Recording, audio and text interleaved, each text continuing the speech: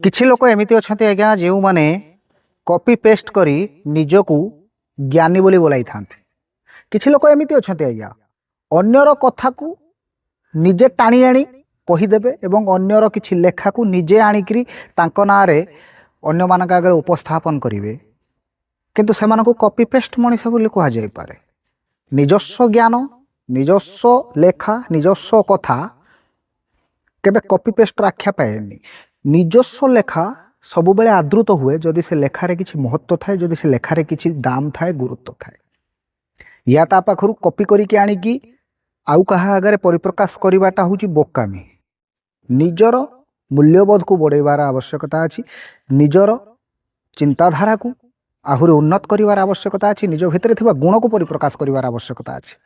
ନା କି କାହା ପାଖରୁ କପି କରି ଆଣିଲେ, ଏଠି ପେଷ୍ଟ କରିଦେଲେ, କାହା ପାଖରୁ କ'ଣ ଶୁଣିଦେଲେ, ଏଠି ଦିପଦ କହିଦେଲେ, ସେମିତି କଲେ ନିଜର ମୂଲ୍ୟବୋଧ କ'ଣ ରହିଲା ଆଜ୍ଞା? ନିଜେ ନିଜକୁ ଚିହ୍ନିବା ଜରୁରୀ, ନିଜେ ନିଜର କ୍ୱାଲିଟିକୁ ଆହୁରି ଡେଭଲପ୍ କରିବାର ଆବଶ୍ୟକତା ଅଛି। ଏଇ ତ ଜୀବନର କଥା।